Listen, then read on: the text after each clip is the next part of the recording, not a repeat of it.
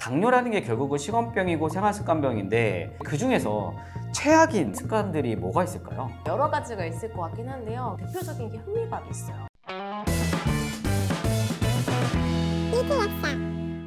먹는 거 치고 나를 만든다. 안녕하세요. 영양제 만드는 약사 리틀 약사입니다. 오늘은 지난 영상에서 이 당뇨를 졸업하는데 꼭 필요한 당화혈색소 낮추는 법을 공유해 주신 이혜민 원장님을 또 모셨습니다. 안녕하세요. 당뇨스쿨 유튜브 채널의 한의사 이혜민입니다. 저는 당뇨 졸업을 돕는 한의사로 활동을 하고 있습니다. 책도 쓰셨잖아요. 네, 당뇨 맞아요. 졸업해야 합니다라는 네. 이제 당뇨의 전문가이시기도 합니다. 오늘 혈당을 좀 집에서 낮출 수 있는 법을 저희 채널에서만 딱 알려드린다고 합니다. 구독, 좋아요. 일단 저번에 저희가 했던 이야기들이 있는데 못 드신 분도 있을 거란 말이죠. 그거에 대해서 간단하게만 좀 요약을 먼저 해주실 수 있을까요? 평소에 당화혈색소 체크가 중요하다 이런 얘기는 많이 들으셨고 실제 3개월마다 하고 계실 텐데 인슐린 분비량도 꼭 검사를 해보셔야 합니다. 췌장에서 얼만큼의 인슐린을 분비하는지를 알 수 있는 검사인데요. C펩타이드라고 하는 검사이니까요. 당화혈색소 검사하실 때 3개월마다 꼭 인슐린 분비량도 검사해보셔서 나의 췌장의 상태를 반드시 점검하시고 필요하시면 췌장이 개선될 수 있도록 회복될 수 있도록 노력도 하셔야겠습니다. 당화혈색소가 정상이어도 이 C펩타이드, 그러니까 인슐린 분비량이 너무 많은 분들도 있다고 말씀하셨잖아요. 그러니까 그쵸. 이미 당뇨 전 단계나 인슐린 저항성을 겪고 있기 때문에 내가 당화혈색소가 무조건 정상이라도 난 당뇨가 아니다라고 말할 수 없기 때문에 두 가지를 같이 평소에 보는 게 중요하다, 병원에서. 네.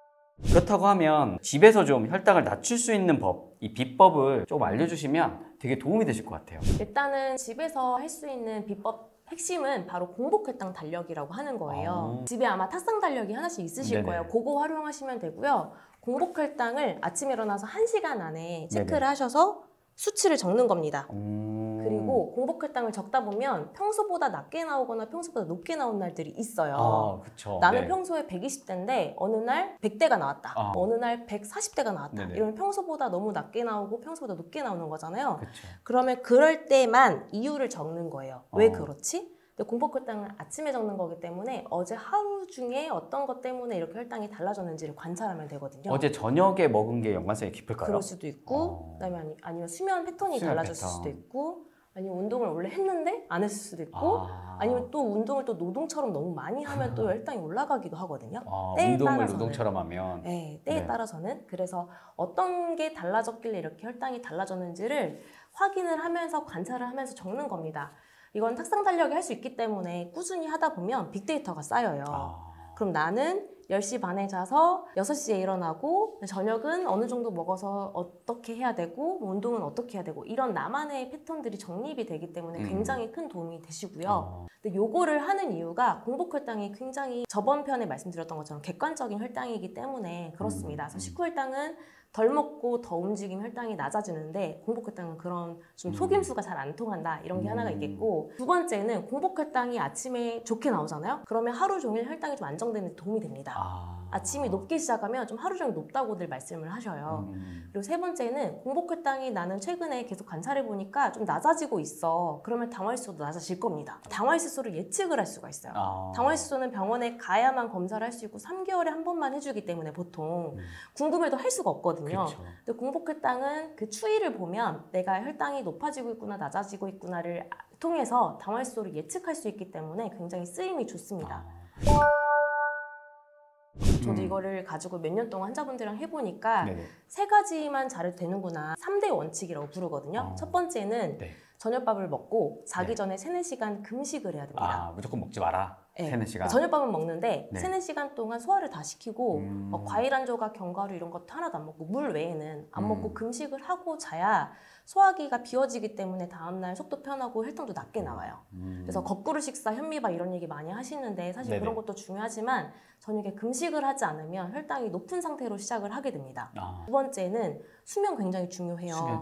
그래서 우리가 수면이 현대인들한테는 굉장히 좀 되게 아깝고 간과하기 쉬운 문제이긴 한데 의외로 공복혈당 일기를 작성을 해보면 빨리 자고 푹 자고 충분히 자고 이럴 때가 혈당이 많이 낮게 나오고요. 그렇지 못했을 때가 높구나 이런 걸 알게 됩니다. 그래서 수면의 중요성을 깨달을 수 있으실 거고요. 네. 근데 저희가 정해드리는 건 11시 전에 11시 전에. 적어도 12시 전에 네. 자서 7, 8시간 주무시는 것 이렇게 말씀드리고 있고, 마지막은 어떤 운동이든 좋으니 운동은 본인에게 맞게 재밌는 운동 꾸준히 하시면 좋은데, 발끝치기라는 게 있어요. 네네. 자기 전에 이렇게 발 부딪히는 운동이 있는데 이거 한 15분에서 20분 정도 하시면 수면에도 도움되고 그리고 혈액순환 도움이 되기 때문에 네네. 자기 전에 해주시면 좋겠고, 뭐 가자미근, 푸시업 이런 것도 집에서 충분히 하실 수 있거든요. 뒤꿈치 드는 거. 종아리 운동. 네, 그렇죠. 네. 그런 것도 혈액순환도 도움되고 또 근육 활성화에도 도움되니까 혈당 낮추는 데도 도움되고 하기 때문에, 근데 어떤 운동이든 상관없습니다, 사실. 네네. 집에서 이제 먹는 것도 되게 중요할 것 같아요. 당연히 먹지 말아야 될 거 되게 많은데 한 가지만 뽑는다면 뭐가 있을까요? 술이 아닐까요? 아, 술. 이게 그 반주로 하시는 분들 많죠. 에이. 집사람 보고 있어? 어? 이게 또 반주로 하시는 분들은 또 저녁에 뭔가 딱 하루를 마감하는 딱 그 마음으로 먹는 게 되게 그쵸. 좋다라고 하더라고요. 뭐. 술을 먹으면 먹는 양도 더 늘고 네. 지방간도 더 쌓이고 하니까 이제 악순환이 되는 거죠. 그렇죠. 그리고 에너지 대사도 이제 알코올이 대사되는 과정에 당류가 밀려나기 때문에 또 칼로리 소모량도 떨어지게 될 거고, 그러니까 이런 것들이 문제가 될 수 있다. 금주, 이거 꼭 밥상에서는 반주하지 마십시오. 네. 혈당을 낮출 수 있는 최고의 집 밖에서 할 수 있는 운동법 어떤 게 있을까요? 저희는 가장 권장하는 운동은 사실 맨발 걷기입니다. 맨발 걷기. 혹시 해보셨나요?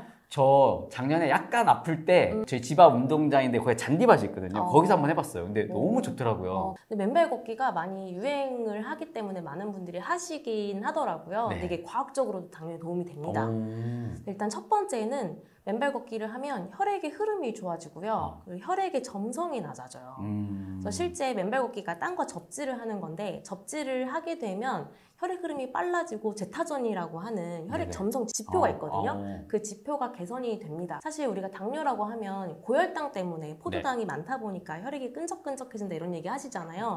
근데 이런 부분들이 개선이 되기 때문에 이 혈관 건강이 좋아지면 결국 또 모세혈관 건강도 좋아지는 좋아지죠. 거고, 그럼 합병증 예방에도 도움이 되고 맨발 걷기가 도움이 된다 이렇게 생각하시면 되겠고, 두 번째는 사실 당뇨가 복합적인 문제잖아요. 그쵸. 소화기도 중요하고 숙면도 중요하고 뭐 심리적인 것도 중요하고, 근데 맨발 걷기를 해보셔서 아시겠지만 맨발 걷기를 하시는 분들이 공통적으로 얘기하시는 게 잠을 잘 잔다, 소화가 편하다, 마음이 편하다, 뭐 스트레스가 줄었다, 뭐 손발이 따뜻해진다 이런 얘기 하시거든요. 그래서 이런 부분들이 개선이 되면서 또 간접적으로 혈당이 좀 잡히는, 조절되는 경우들도 많아요. 근데 이제 당뇨 환자분들은 또 걱정하시는 게 아무래도 발에 상처가 나거나 이러면 이게 회복이 잘 안 되잖아요. 이제 그런 것들을 걱정하시는 분들이 있더라고요. 그래서 이 맨발 걷기를 할 때 좀 주의할 것들이 있을까요? 그래서 그런 분들은 네. 조성된 곳에서만 하실 것을 권해드리고 있어요. 요새 지자체에서 조성된 네. 맨발 걷기가 진짜 많거든요. 그래서 그냥 아무 데서나 하시긴 좀 걱정되니까 네. 조성된 곳에서 하면 좀 안전하게 비교적 하실 수 있고, 하실 때 전방 주시를 항상 하시면 됩니다.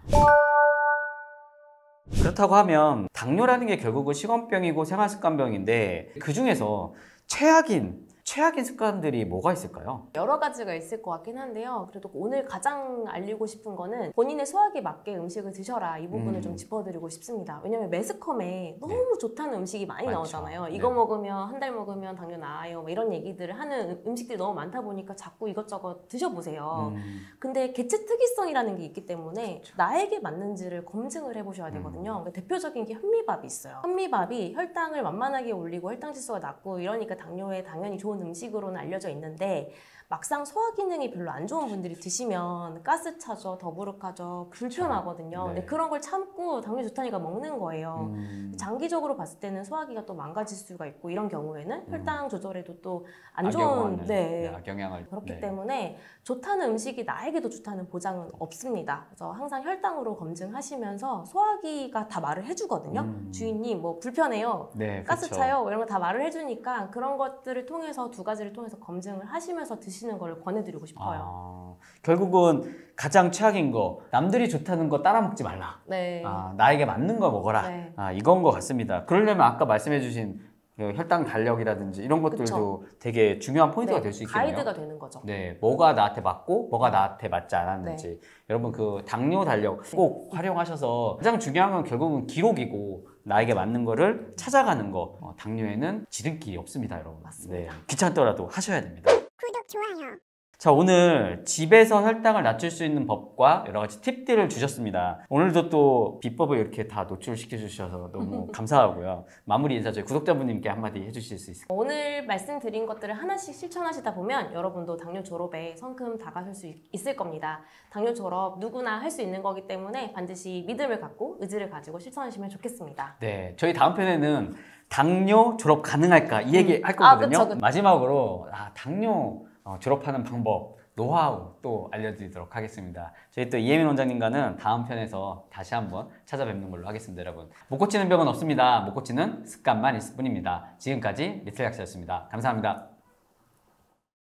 구독을 원하신다면 있죠. 더 많은 영상들을 보고 싶다면 있죠.